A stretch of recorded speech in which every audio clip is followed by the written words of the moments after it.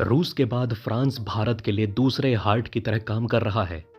America सोचता है कि अगर भारत और रूस में दरार आ गई तो भारत उसकी गोद में बैठ जाएगा। लेकिन भारत कोई बच्चा नहीं है। वो जानता है कि अमेरिका कभी कभी अपने दोस्तों को भी धोखा दे देता है। इसके बारे में हम आगे चर्चा करेंगे और सबूत के साथ आपको बताएंगे कि भारत अमेरिका पर खुलकर विश्वास क्यों नहीं करता। वहीं दूसरी तरफ भारत रूस की दोस्ती तो ट्राइड एंड टेस्टेड है, जो बहुत पुरानी है। रूस ने हमेशा ही भारत का साथ दिया है, चाहे वो युद्ध हो या अंतरिक्ष मिशन। डाटा कहता है कि भारत ने रूस से लगभग 65% डिफेंस इक्विपमेंट खरीदे हैं। यानी ये दोस्ती कोई मजाक नहीं, बल्कि पिछले 60 सालों की मजबूत गठबंधन की गवाही देता है। इस विषय पर भी हम आपसे आगे चर्चा करेंगे। वहीं अमेरिका अक्सर भारत और चीन के बीच में दरार डालने की कोशिश करता रहता है। कभी व्यापार, युद्ध तो कभी राजनीतिक बयानबाजी। इस वक्त अमेरिका ने पूरे मिडिल ईस्ट में आग लगा रखी है। वो कैसे यूज एंड थ्रो पॉलिसी का इस्तेमाल करता है, इसके बारे में हम आगे विस्तार से जानेंगे। लेकिन भारत भी बेहद चालाक है। वो अमेरिका के इन खेलों में नहीं पड़ता, अपनी नीति खुद बनाता है। आगे जानेंगे आखिर दुनिया क्यों भारत की विदेश नीति को सच्चे तौर पर स्वतंत्र विदेश नीति मानती है। आज हम जिस विषय पर सबसे ज्यादा चर्चा करेंगे वो भारत और फ्रांस की दोस्ती होगी। हाल ही में विदेश मंत्री एस जयशंकर ने फ्रांस को अपनी नई किताब में लक्ष्मण का दर्जा दिया है। भारत अब फ्रांस के साथ भी दोस्ती बढ़ा रहा है, चाहे वो राफेल डील हो या सौर ऊर्जा प्रोजेक्ट्स। इससे भारत की वैश्विक नीति में विविधता और मजबूती आ रही है। इस वक्त भारत और फ्रांस की जोड़ी राम लक्ष्मण की जोड़ी है। इसके बारे में भी आगे जानेंगे। आइए सबसे पहले ऑपरेशन थिएटर में सबूत देकर अमेरिका की सर्जरी करते हैं और बताते हैं उसे दुनिया का सबसे बड़ा धोखेबाज देश क्यों कहा जाता है। जब 1971 में भारत पाकिस्तान युद्ध हुआ तो अमेरिका ने पाकिस्तान का साथ दिया। भारत को उम्मीद थी कि अमेरिका निष्पक्ष रहेगा, लेकिन उसने पाकिस्तान को सैन्य सहायता दी। जब 1998 में भारत ने परमाणु परीक्षण किया तो अमेरिका ने भारत पर कई प्रतिबंध लगा दिए। ये भारत के लिए कठिन समय था, लेकिन अमेरिका ने धोखा दिया। हाल ही के वर्षों में अमेरिका ने H-1B वीजा पर प्रतिबंध लगाए, जिससे भारतीय पेशेवरों को IT कंपनियों को नुकसान हुआ। अमेरिका ने भारत पर ईरान से तेल आयात कम करने का दबाव डाला। ये भारत की ऊर्जा सुरक्षा और विदेश नीति के लिए एक चुनौती थी। भारत के अलावा भी अमेरिका दुनिया में अपनी धोखेबाजी के लिए विख्यात है। सबसे पहला उदाहरण वियतनाम युद्ध। अमेरिका ने पहले तो दक्षिण वियतनाम का साथ दिया, लेकिन जब जंग गर्म हो गई तो वो वहां से निकल लिया। इससे दक्षिण वियतनाम को बहुत नुकसान हुआ। यह दोस्ती नहीं, धोखा था। इराक पर अमेरिका का हमला भी एक मिसाल है। जब सोवियत यूनियन के खिलाफ लड़ाई लड़ने में अमेरिका को तेल, सद्दाम हुसैन और इराक की जरूरत थी, तो उसने पहले सद्दाम हुसैन को समर्थन दिया, फिर बाद में जब सद्दाम की नीतियां बदल गई तो उन्हें हटाने के लिए हमला कर दिया। ये तो वैसे ही है जैसे पहले दोस्ती का हाथ बढ़ाना और फिर पीठ में खंजर घोंप देना। अफगानिस्तान में भी अशरफ गनी सरकार को अमेरिका ने पहले तालिबान के खिलाफ लड़ने में मदद की, फिर छोड़कर चला गया। एक तरफ अमेरिका जहां अपनी मुसीबत में फंसे साथियों को छोड़कर भागने के लिए जाना जाता है, वहीं दूसरी तरफ रूस और भारत की दोस्ती बेहद अटूट है। सबसे पहला और मजबूत उदाहरण है 1971 का भारत पाकिस्तान युद्ध। यहां रूस ने भारत का खुलकर समर्थन किया था।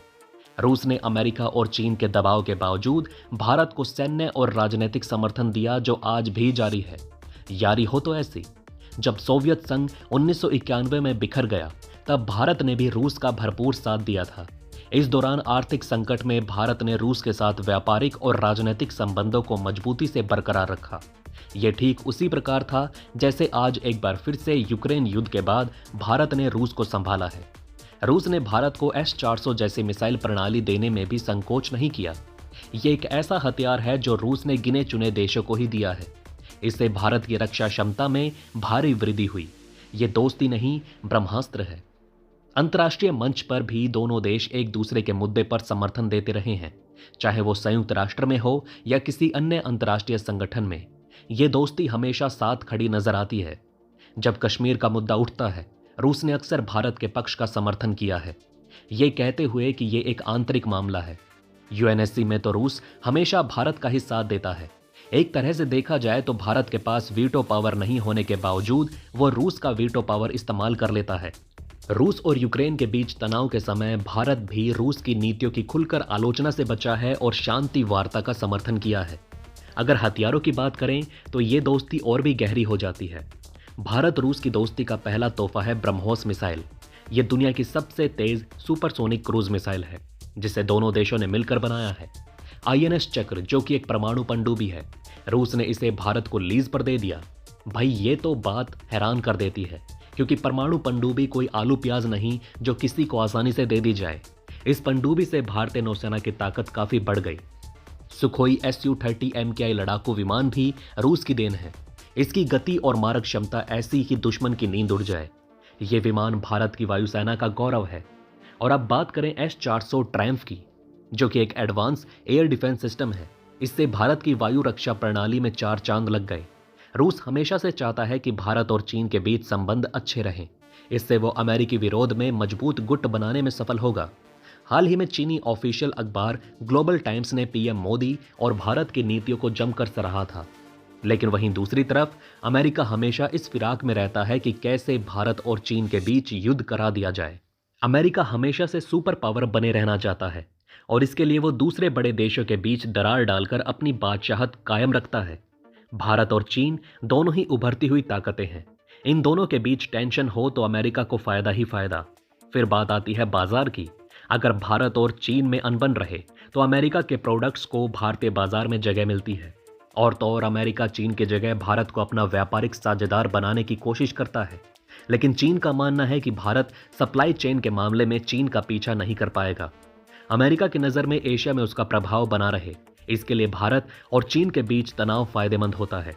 इससे वो एशिया में अपनी स्ट्रेटेजिक उपस्थिति और मजबूत कर पाता है। आखिर में अमेरिका ये चाहता है कि अंतर्राष्ट्रीय राजनीति में उसका दबदबा बना रहे। भारत और चीन के बीच अनबन से उसे वैश्विक मंच पर अपनी बात रखने का मौका मिलता है। अमेरिका भले ही भारत को कई बार अपनी तरफ खींचने की पूरी कोशिश कर रहा हो, लेकिन भारत खुद को हमेशा स्वतंत्र रखना ही पसंद करता है। भारत ने हमेशा अपनी विदेश नीति खुद तय की है, चाहे वो युद्ध हो या शांति का मामला। भारत ने कभी भी दूसरे देशों की बातों में आकर फैसले नहीं किए। इससे भारत को एक मजबूत और स्वतंत्र राष्ट्र के रूप में देखा जाता है। भारत सिर्फ और सिर्फ अमेरिका या रूस पर निर्भर होना नहीं चाहता, बल्कि फ्रांस को अपने लक्ष्मण के तौर पर देखता है, क्योंकि इस लक्ष्मण के पास यूएनएससी में वीटो पावर भी है। आजकल रूस चीन के करीब जा रहा है और अगर यूएनएससी में पीओके या सीपैक को लेकर कोई प्रस्ताव आता है तो उसमें रूस हमारा साथ नहीं देगा।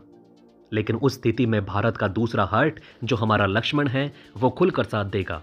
फ्रांस और भारत की दोस्ती नई नहीं है, ये वर्षों पुरानी है, लेकिन हाल के सालों में ये दोस्ती और गहरी हो गई। फ्रांस ने भारत को राफेल लड़ाकू विमान दिए, जो एक बड़ा कदम था। ये विमान भारतीय वायुसेना की ताकत को नया आयाम देते हैं। फ्रांस के साथ स्कॉर्पियन पनडुब्बी प्रोजेक्ट भी एक महत्वपूर्ण कदम था। फ्रांस और भारत के बीच व्यापारिक संबंध भी मजबूत हुए, चाहे वो ऊर्जा क्षेत्र हो या तकनीकी। दोनों देशों ने साझेदारी बढ़ाई है।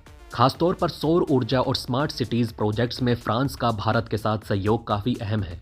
फ्रांस और भारत ने यूएन समेत अंतर्राष्ट्रीय मुद्दों पर भी एक दूसरे का साथ दिया, चाहे वो आतंकवाद के खिलाफ लड़ाई हो या जलवायु परिवर्तन। इस सहयोग से दोनों देशों की वैश्विक स्तर पर पहचान और मजबूत हुई। जय हिंद, धन्यवाद।